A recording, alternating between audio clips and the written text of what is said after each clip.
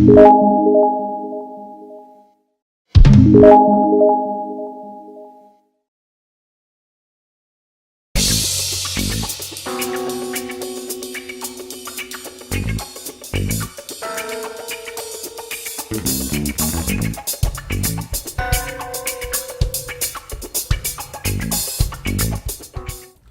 diría que también es un síntoma de la época, porque si bien también se recortan algunos casos antiguos y hasta de las místicas, hoy es digamos, hay toda una promoción de esto, porque hay muchos casos y que tiene que ver con algo de los síntomas de la época, en tanto síntomas más tóxicos, sin el pasaje por la palabra, ¿no? Donde hay mucha cuestión de la época en esto, que no la dejaría subsumida solo en el ideal de delgadez de la época, que esto es un elemento que, digamos, se puede tomar, pero es solo parcial, porque vemos que muchas chicas van en esto de estar delgadas, pero hay algunas que van mucho más allá de estar delgadas por estar lindas, ¿no? Y que ya se nota que ya no tiene nada que ver con la belleza, entonces no es el ideal de belleza de la época, sino que quieren estar flacas, y aún estando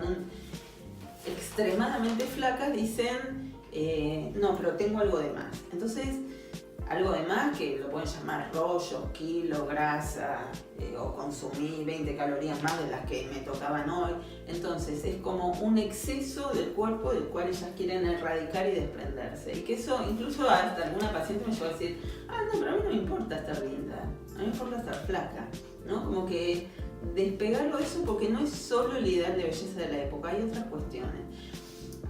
Quizás hay muchos elementos para pensarlo del por qué en la época.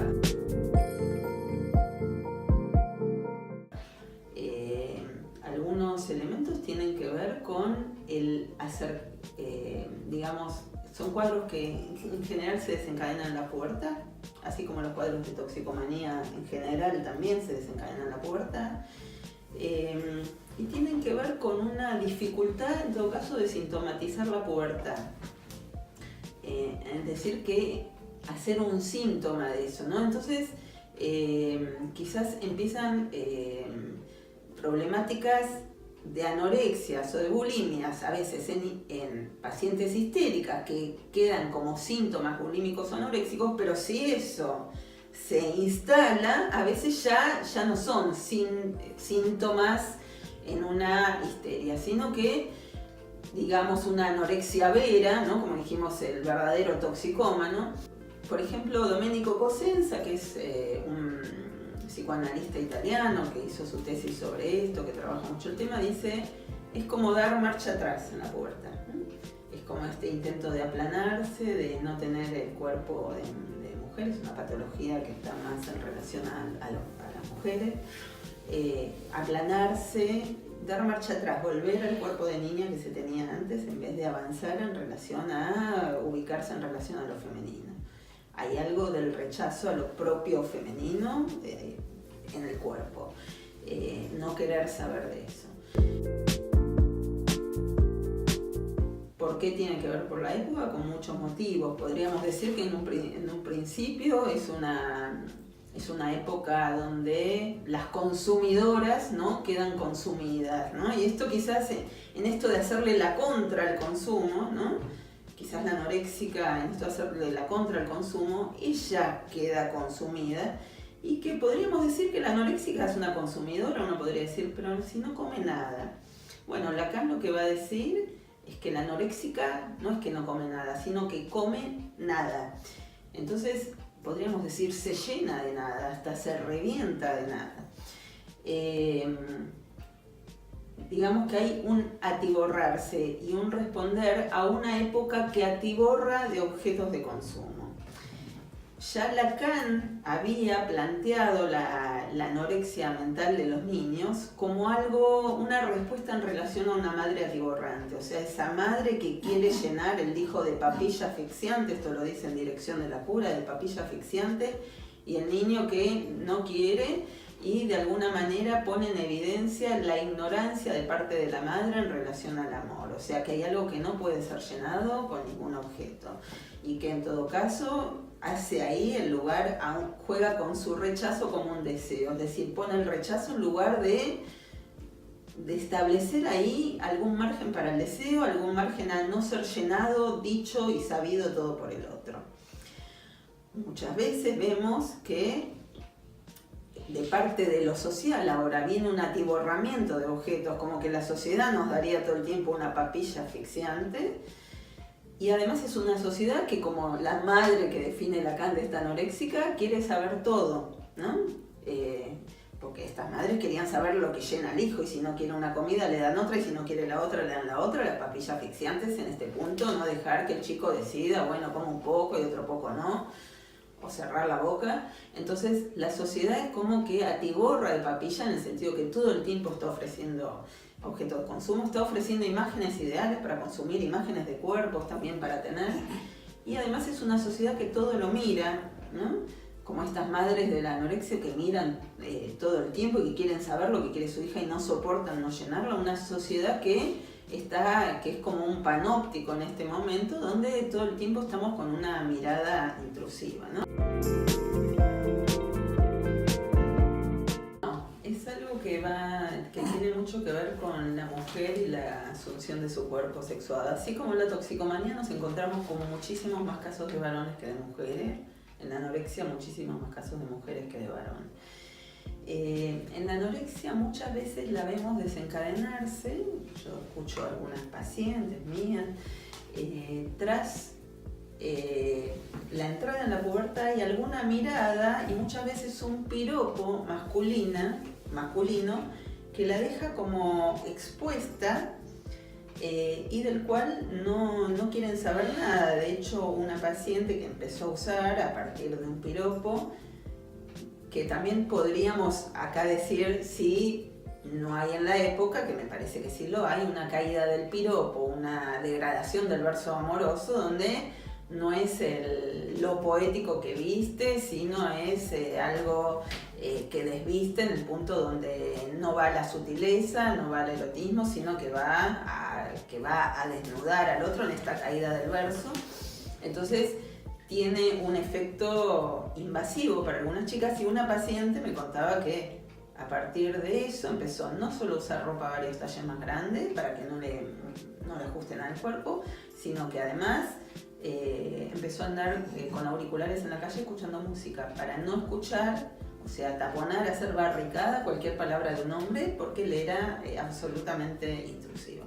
Entonces son épocas en que esta cuestión de que se degrada algo del deseo amoroso, de que esto cae, de que los tiempos se abrevian, de que hay una caída del valor de la palabra. De hecho, estaba trabajando sobre esto y leía que en España hicieron un concurso de piropos, ¿no? Y los que ganaban eran los antiguos piropeadores, que hacían una cuestión muy poética. Entonces, en esta época, bueno, esto no potencia algo de la dificultad de acceder a lo sexuado femenino, algo que lo que viene desde lo social no es vestir metafóricamente el cuerpo de la mujer, sino desvestirlo crudamente en palabras procaces. Por otro lado, otras cuestiones que se pueden pensar es la abreviación de los ritos, ¿no? Que en esto de pasar rápidamente de la niñez a la adolescencia y de pasar rápidamente a ciertos discursos sexuales y al acceso a todo, porque no es solo la sociedad que nos mira, sino la cuestión de voyeur que cada uno de nosotros tenemos, que podemos en la computadora ver cualquier cosa. Entonces, lo que Lacan plantea como jugar con el rechazo como un deseo, hacer lugar a lo deseante, esto puede pasar a otra línea, ¿no? Como cuando decía las muletas que se sueltan y empiezan a andar solas. Primero son muletas, pero después andan solas y ya cambia el signo. En esto de pasar a producir un deseo en el otro, a directamente en esto